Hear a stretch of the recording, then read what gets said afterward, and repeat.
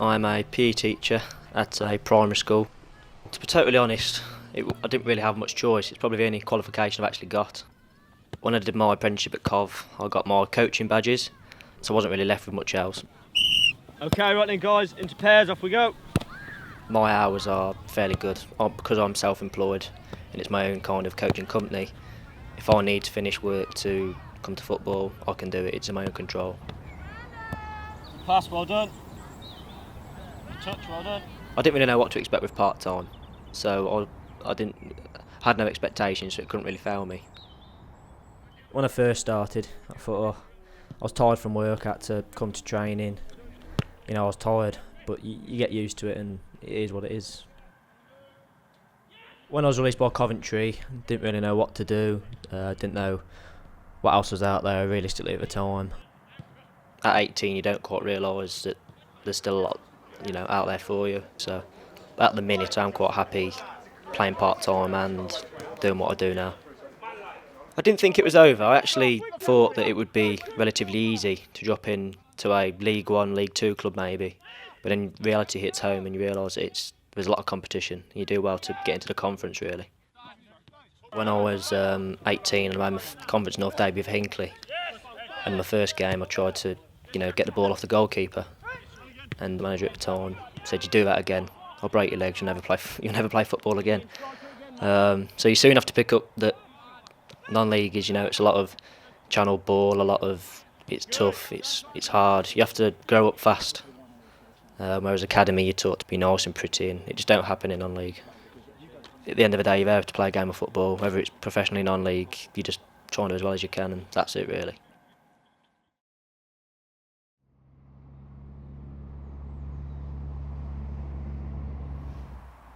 I work full-time. I work for a plumbing and building merchants called John Nicholls. They're based in Banbury. I'm a sales rep for my area, which is Rugby and Warwickshire, and I've been with that company for about 5 years. My job role is to bring sales into sales and new business and business development into the company as a whole, which is the plumbing side of the business, light side. It's something that I like to think I'm pretty good at. It's a job that I do really, really enjoy. That's my bread and butter, so to speak. So that takes up my daytime. I wouldn't let anything get in the way of that because, I've got children to feed and a mortgage to pay. That will always be my priority. However, my release from that is of course, my football. It's a very, very difficult balancing act, but you know what you're taking on when you get involved in semi-professional football. So to me, it's the norm. Nice and sharp through the poles. Come inside your defender. Winty, good ball in. Touch finish. And then straight inside, yeah? Yeah. When you've had your shot, listen, recover. Get yourself back into your mannequin. Receive again. Go back for the mannequin or not? Yep, back to your mannequin. Go! Well, I'm assistant manager here, assisting Paul Holleran in his managerial duties. It basically includes taking the training sessions, going to watch games, outside of training schedule and game schedule, and basically just being Paul's right-hand man. Go, Winty. Yep, go again. Got that? We always go to the right. Always go to the right. Listen. Good quality. Got to communicate. Go. Touch. Heads up. Right, hold it there. Listen, it won't work unless we get the quality right from the service. Let's go. Turn. Face each other up. Good. Turn. Got to be sharper. Come on. Right, Bilal. We train twice a week. We train on a Tuesday night and a Thursday night. You've got to be mindful of the fact that these boys, obviously, or the majority of these boys we've got, they work full time. You have to bear that in mind, that when the boys have done a long day at work, you've got to make sure that the sessions is, to stimulate them, as well as working hard. But they've got to be able to enjoy it. So it's a very fine line. You don't want to be coming here just to have the socks ran off you. The lads, it's paramount that the boys do work hard, but it's also, a fine line between working hard and enjoying their passion really. Yeah. Get your mannequin. Get there. Good. Balls in again. You're going again. My dream as a kid obviously was to be a full-time footballer. and unfortunately, it as many kids find out, they get to the stage where they get to 16 maybe, or 18 or 19 or 20 in my case, and it didn't quite work out for me. So the next step really is to, if you really do love the game and you feel that you're good enough, you just have to drop down into non-league and try and carve out a decent non-league career. I'd like to think I had a pretty decent career. I played lots and lots of games and won a couple of things here and there, and played for some decent clubs and some good managers, and like I said, it wasn't a choice of mine to go and play non-league, but I love the game so much, as you can probably tell. I've got a lot of passion for it, and it was just the next step for me.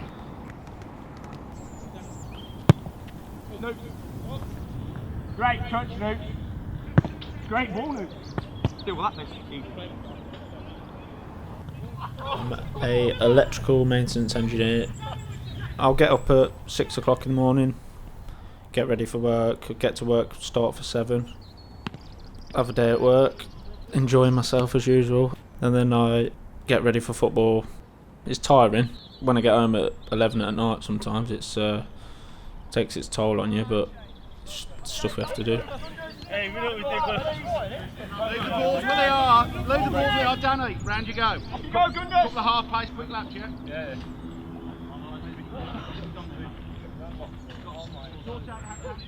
You can go to the gym and stuff like that, but it's not the same really, I don't think. You get a lot more out of football. There is a few lads that I've played with in the past that don't work, and it's hard to grasp how they do it. Like, we're going to work and they're coming to training fresh. Like, there is a difference. Like, people will be grafting all day and come to training, and obviously some people have bad days and they're tired and stuff, whereas other lads will come and they've been in the house all day relaxing and they feel fresh for training. So there's a difference in that. I work a shift 7 till 3 every day. I didn't see myself doing this, but didn't fancy university or carrying on my studies and wanted to get a trade behind me, and that was the thing that caught my eye and I just took to it really. If you make it into the professional game, the rewards are a lot greater, and that's what everyone aspires. If you're not good enough, you're not going to get paid the money. It's the same in everything. I wish I didn't have to work, to be honest. I'd love to play football for a living. The money isn't as good as the professional game, but you can still make good money out of it. I signed here last year, looking forward to the season. By the end of the season, I've been made captain and I've come on a lot, and yeah, I'm enjoying it. You don't hear a lot of negativity here, and when you hear someone chanting your name, it is a really big boost for you, to be honest.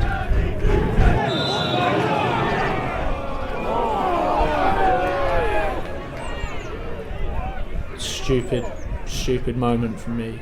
I've scored, we're 1-0 up, cruising, we're massively on top in the game against the team that's been top of the league all season.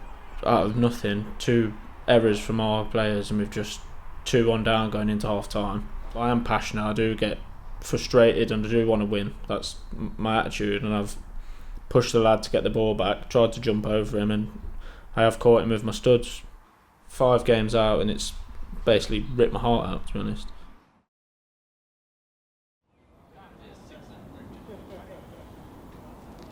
I'm press officer. Been press officer since 2008, I think it was. David Hooker, he was the chairman here before. He handed the reins over to me during 2008, and I've been doing it ever since. I do reports for the non-league football paper and the Sunday Mercury. Sometimes do live reports on the radio as well.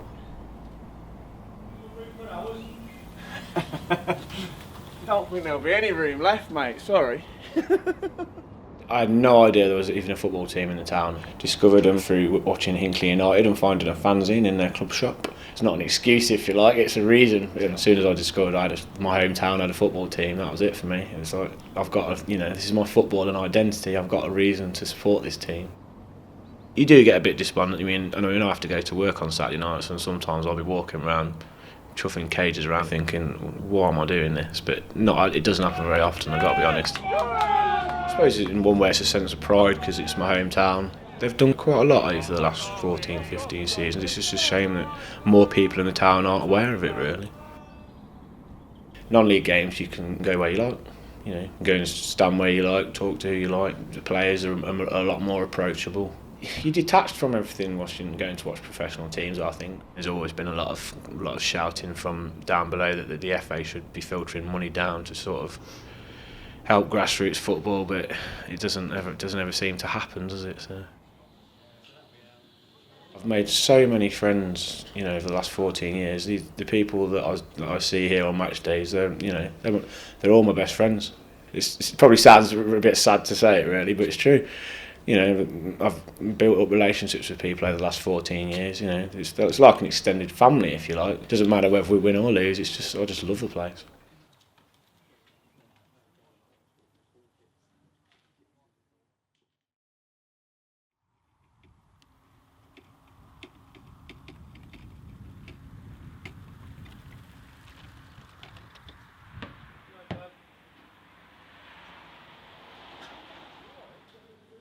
Well, I started following the breaks when I was about 7.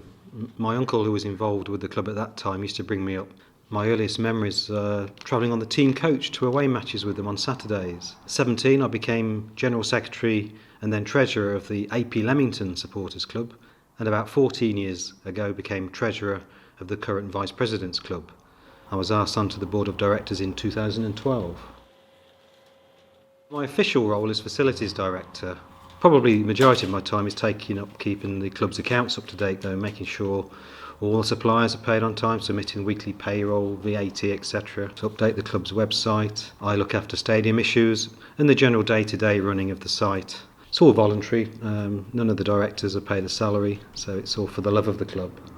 But I followed Leamington all my life. It's that's the football club I support, and I'm happy to be involved. I'll do this side. Obviously the budgets of non-league clubs are on a different level to the big boys of the Football League. We have lost players because other clubs have higher budgets, and that's a shame.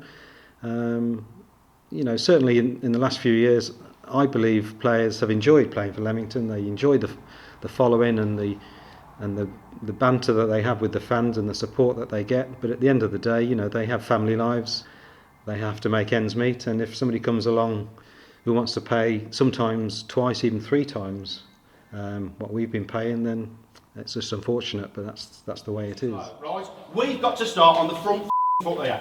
Every single one of you, your little battle, your little area, first balls, second balls, seeing danger, anticipating, landing on things, making good decisions, the right decisions. Yeah, that's what football's all about. Good players make the right decisions. Knowing when you can play, knowing it's got to be hooked on. But the biggest thing about today is starting with a good tempo. The first 20 minutes, we have got to be on the front foot, right? We've got to be around the pitch, first balls, second balls, into good areas, and squeezing up the pitch. That's where we need to be. Now, come on! Come on, be brave without it, boys, eh? Braver on the ball, eh? Come on, come on, son. Dig in! Come on, pop the mark! Win your battles, eh? Come on, then, come on, then. Win your battles! Let's be at it! 1-1. Yes, Johnny, come on, son. Come on, Chilly. Come on, son. Come on, Tacky. Yeah, come on! Edit, kick it. 2 lines. Come on, Jacko. We're getting right at it. Come on. Come on, lads. Come on. Connor. Be in control. Be in control. Yeah. Be in control of your emotions. Make the right decisions. Yeah. Make the right decisions all over the pitch. Yeah. Yeah. Come on.